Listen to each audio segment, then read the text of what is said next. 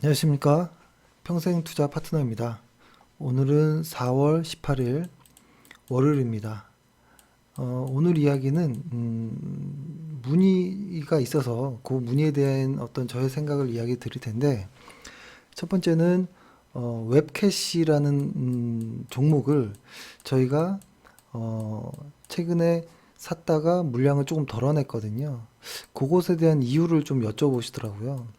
그래서 제가 이제 전화를 이제 드려서 우리는 이러이러해서 물량을 조금 절반 정도 덜어냈다 이렇게 설명을 드렸는데, 그것에 대한 이야기를 하나 하고, 두 번째는 이제 1분기 실적 시즌이 시작됐거든요. 이 1분기 이 실적 시즌일 때 가장 좀 중요하게 보는 것 중에 가장 첫 번째를 좀 말씀드리려고 합니다. 영업이익률과 ROE를 저희가 좀 중요하게 보지만, 가장 첫 번째는 사실 매출 증가율이거든요. 그래서 그것에 대한 짧은 어떤 생각을 말씀드리고요. 일단 웹캡시는 아주 좋은 회사이지만 최근에 시장에서 많이 소외됐었던 종목입니다. 근데 기업이 뭐 문제가 있거나 이랬던 건 아니거든요. 그래서 최근에 저희가 여기서 1차 매수를 하고, 사실 더 빠지면 2차, 3차 이렇게 할 생각으로 했었는데, 그러니까 주간 차트면 여기서 샀겠죠. 더 빠지면 2차, 3차 이렇게 더 하려고 했는데 갑자기 한 20% 정도가 이렇게 갑자기 오르더라고요. 그래서 저희는 물량을 절반 정도만 덜어냈거든요. 그랬더니 이제 한 회원분께서 자기는 아직도 꾸준히 사고 있는데 혹시 회사 뭐가 문제가 있냐, 왜 매도했냐라고 여쭤보시길래 저는 회사에 전혀 문제가 없다, 전혀 문제 없고 단순하게 저희 어떤 비중 조절 차원에서 물량을 줄인 것이 하나 있고, 두 번째는 시황에 대한 좀 불안감 이런 것 때문에 좀 물량을 좀 덜어서 이익을 좀 확정하는 방향으로 안전하게 조금씩이라도 확정 짓는 것들 때문에 이렇게 했다 말씀드렸거든요. 이익을 그런 시황, 불안한 시황에 대한 이야기는 좀 많이 했던 것 같은데요. 근데 그런 어떤 좀 복합적인 매크로 이슈를 뭐 알지도 못할 뿐더러 예상하지 되지도 잘 않는 그런 어떤 이벤트를 가지고 시황의 분위기에 휩쓸리는 건 안 좋다라고 보는데, 그런 걸 다 떠나서 그냥 실적 관점에서만 좀 보면, 이 주가라는 것은 PER과 EPS의 조합이잖아요. 그러니까 이 실적과 어떤 시장의 어떤 분위기, 뭐 이렇게 이야기해 볼게요. 심리. 근데 현재는 어떤 분위기, 어떤 시장이냐면, 코스피로 따지면 어, 코스피의 PER이 한 9점 초반대까지 포워드입니다. 9.2 정도까지 떨어져 있고요. EPS도 22년도 영업이익률의 EPS가 계속 좀 하향되고 있어요. 이렇게 계속. 이 두 가지가 이렇게 같이 하향되고 있으면 시장이 좋지 않습니다. 여기서 이제 시장이 좀 좋아지려면 PER이 상승하든지, 그러니까 즉 시장의 어떤 분위기, 혹시 리오프닝이 뭔가 좀 잘 되려나, 뭐 전쟁이 조금 완화된다라든지 뭐 이런 어떤 이야기들이 좀 있어야 될 것 같고, EPS가 좋아지려면 역시 기업 실적들이 좋아야 될 것이죠. 뭐 수출을 비롯해서 다양한 것들이 좀 좋아져야 되는데, 지금은 그것들이 다 우하향하고 있다는 겁니다. 그래서 이렇게 볼 수 있을 것 같아요. 시장이 가장 좋을 때는 EPS와 PR이 둘 다 상승하는 때, 그리고 뭐 일정 부분 뭐 횡보 정도라고 볼 때는 PER이 빠지는데 EPS가 올라간다든지, 혹은 EPS가 빠지는데 PER은 올라간다든지, 뭐 이런 상황일 때는 그래도 좀 뭐 해볼 수 있는 것 같고, 근데 지금 같이 EPS와 PER이 다 안 좋을 때는 시장이 진짜 어려운 것 같아요. 근데 지금은 이런 상황이라는 것이죠.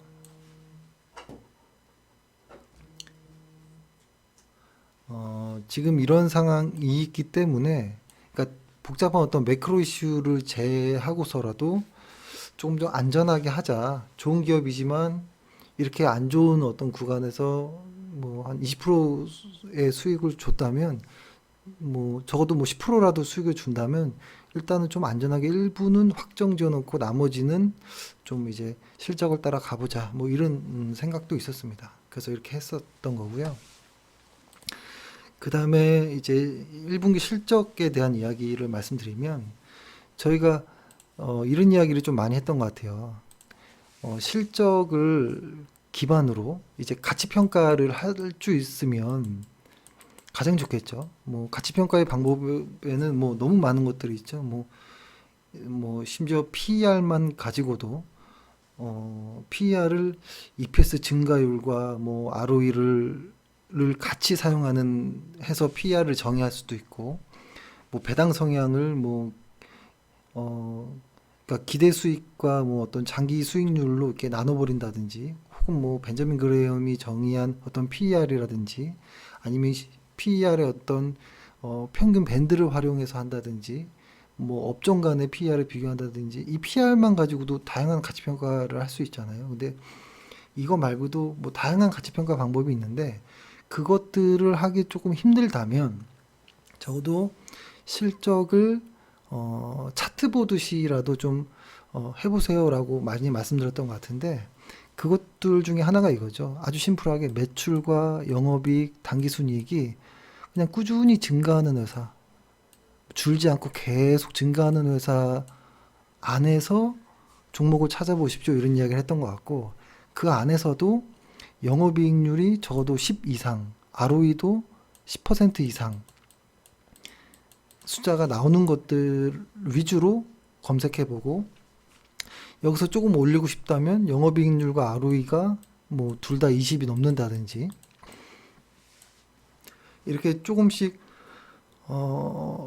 가치 평가는 조금 힘들더라도 이렇게 그냥 숫자를 읽는 거는 가능하기 때문에 이런 방법들도 좀 사용해 보세요라고 많이 말씀드렸고 이런 이야기를 좀 드렸었는데 그리고 뭐 EPS 증가율과 PER을 비교해 본다든지 이런 것들도 뭐 카페에서 많이 말씀드렸잖아요. 근데 그러다 보니까 그러니까 EPS 증가율과 뭐 PER, 그다음에 ROE, 영업이익률 이런 것들을 위주로 말씀드리다 보니까 가장 첫 번째 매출에 대한 것을 안 보고 바로 요 밑에 숫자를 바로 보시는 경우들이 좀 많이 있으시더라고요. 근데 저희의 핵심은 이 많은 어떤 계정 중에서 저희는 그 매출이라는 항목을 가장 중요하게 봅니다. 특히 매출 증가율을 가장 중요하게 보고요. 이것이 기초가 돼야 된다고 보거든요. 그래서 그 이유를 설명드리면 이런 것이죠. 만약에 제가 지금 어떤 현금이 좀 있어요. 현금이 1억이 있는데 이 현금을 한 세 가지 방법으로 한번 보유를 해본다면 그냥 있는 그대로 현금을 놔둘 수 있고 뭐 주식이든 뭐 부동산이든 그죠? 뭐 채권이든 금이든 뭐 이렇게 투자할 수도 있고요. 아니면 그냥 예적금에 놔둘 수도 있겠죠. 예적금에. 그랬을 때 뭐 장단점이 다 있겠지만 우리는 요쪽에다가 이제 투자하는 사람들이잖아요. 주식. 근데 이 현금이 예적금에 놔두는 것과 그냥 현금 그대로를 놔두는 것에 대한 것은 좀 느낌이 다르죠. 왜냐하면 물가가 오르잖아요. 이런 것이죠. 만약에 한 30년 전으로 돌아가서 우리가 그 당시 때 안성탕면이 120원이었을 때가 있었거든요. 뭐 해피라면 80원 뭐 이럴 때 있었잖아요. 이렇게 생각해 보는 거죠. 30년 전으로 돌아가서 아 내가 30년 후에 안성탕면을 먹어야지라고 생각하고 수중에 120원을 땅에 묻어놨어요. 땅에 120원 묻어놓고 30년이 지나서 땅을 파서 120원을 꺼낸 거죠. 그 다음에 가게를 가서 안성탕면을 사려고 딱 봤더니 120원이 아니겠죠.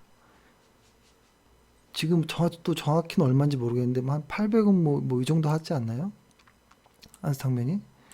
이게 많이 비싸진 거죠. 그러니까 내 돈은 가만히 있는데 물가가 오르니까 라면이 올라간 거예요, 가격이. 그래서 상대적으로 내 돈의 가치가 떨어진 거잖아요. 그러니까 이런 식으로 현금이라든지 특히 이제 금리가 낮은 상황에서 예적금은 물가 상승률을 따라가지 못하기 때문에 가만히 있었는데 내 돈이 손해보는 이런 느낌이 있는 것이죠. 이거 여기서 이제 한 발 더 나아간다면, 그러니까 적어도 내 돈은 물가 상승률을 이길 수 있는 자산에 넣어야 되는 것이 당연한 거 아니야? 라는 생각을 하는 거죠. 그러니까 한 1, 20년 정도의 물가 상승률을 이렇게 쭉 놔두고 보면 막 움직입니다, 이렇게. 근데 요 상단이 6%, 0%를 기준으로 물가 상승률이 막 왔다 갔다 하거든요. 최근에 좀 올라서 4까지 올라왔는데 대략 평균 한 3% 정도의 물가 상승률이라고 생각을 해본다면, 적어도 주식을 투자하는 사람이라면 내가 투자하는 기업의 매출이 적어도 3% 이상 매년 증가하지 않는다면 그 자산에 굳이 내가 뭐 투자할 이유가 있을까라고 좀 생각하는 것이죠. 사실 근데 저희가 뭐 이것에 대한 어떤 다른 어떤 반론들도 있을 수 있어요. 뭐 매출이 증가하지 않아도 영업이익과 EPS가 증가하는 회사들도 있기 때문에. 그리고 꼭 3%를 넘어야 돼? 안 넘어도 돼. 뭐 이럴 수도 있죠. 배당 많이 주는데 이렇게 할 수도 있거든요. 근데 저희는 그런 생각을 하고 그냥 상식적인 그런 생각을 했다라는 거예요. 그래서 저희가 투자하는 종목들을 좀 통계를 내 보니 매출 증가율이 한 3% 정도가 넘어가면, 매출이 3% 정도 증가율이 넘어가면 영업이익률단은 적어도 두세 배 정도, 적어도 6에서 한 10% 정도 이상 영업이익이 증가하고요. 율이 아니고 영업이익이 증가하고, 순이익, 즉 EPS도, EPS 같은 경우에는 요거보다 조금 더 높게 증가할 때가 있더라고요. 10 이상. 요렇게. 그래서 저희는 요 매출단의 증가율이 증가하지 않으면 저희는 일단 좀 이 아랫단의 어떤 실적들이 아무리 좋아도 일단은 저희는 좀 패스합니다. 매출이 안 증가하는데 다른 것들이 증가하면 오히려 좀 의심해야겠죠. 근데 이제 여기서 더 뭐 좀 더 나가서 뭐 영업이익률의 어떤 기준이라든지 뭐 ROE의 어떤 기준들을 설명을 드릴 수도 있겠지만, 오늘은 첫 번째로 매출 증가율에 대한 이야기만 좀 드리고, 그러니까 결론적으로 이겁니다. 내가 보유하는, 투자하려고 하는 회사의 매출 증가율이 매년 3%씩 이렇게 증가하는 그러니까 즉 혹은 물가 상승률, 적어도 뭐 물가 상승률 이상으로 증가하는 것이 잘했다가 아니라 당연하다라고 봐야 된다라는 생각을 합니다. 그렇지 않으면 굳이 내가 거기다 놓을 이유가 없는 거거든요. 물가 상승률보다 낮은 투자 자산에. 그럴 바에는 물가 상승률보다 장기적으로 더 우상향하는 부동산에 놔두는 게 낫겠죠. 그죠? 아니면 배당 5에서 뭐 한 6, 7% 정도 나오는 배당주에 넣든지.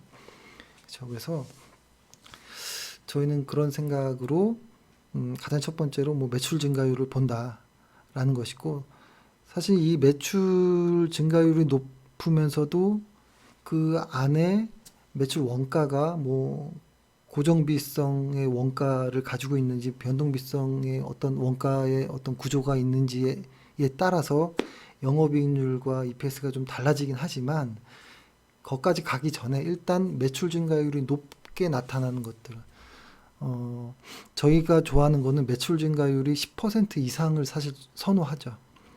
3%, 5%는 그냥 본전이다 라는 생각이고, 적어도 10% 정도 이상 매출이 증가하는 회사라면 이거는 관심 있게 좀 보자. 더해 영업이익률이 20% 정도대를 유지한다. ROE 역시도 한 20% 정도대를 유지하면 이건 뭔가 있는 회사라는 거거든요. 그래서 가장 중요한 매출 증가율을 좀 센 게 좀 어떤가 라는 생각을 합니다. 근데 그건 역시도 일시적으로 이렇게 확 돌아서서 매출 증가율이 기저효과 때문에 확 증가하고 이런 거 말고 꾸준하게 매출 증가율이 계속 증가하는 애들, 아니면 한 어떤 뭐 2, 3년이라도 성장의 어떤 담보가 되는 애들, 이런 애들을 좀 보려고 노력합니다. 예, 일단 오늘 이렇게 말씀드리고 정리해 보면 최근에 어떤 저희 포트폴리오 상의 어떤 물량을 조금 일찍씩 덜어내고 또 낮은 거를 또 매수하고 이렇게 하는 것은 포트폴리오 관리 차원에서 좀 안전하게 하려고 하는 취지가 좀 있다라고 말씀드리고, 그 다음에 이제 실적 시즌이 왔는데 매출이 증가하는 것을 좀 잘 보셨으면 좋겠고요. 매출이 강하게 증가하고 영업이익과 ROE가 탄탄한 애들은 사실 더 깊게 안 들어가도 다른 재무제표상의 어떤 수치들이 대체로 다 좋게 나옵니다. 그래서 근데 그 넘어서 뭐 자기만의 어떤 가치평가 어떤 도구가 있으면 좋겠지만 그게 힘들더라면 추세적으로 실적이 증가하는지 정도라도 좀 확인하는 것도 어떨까라는 생각을 합니다. 예, 오늘 하루 수고 많으셨습니다. 감사합니다.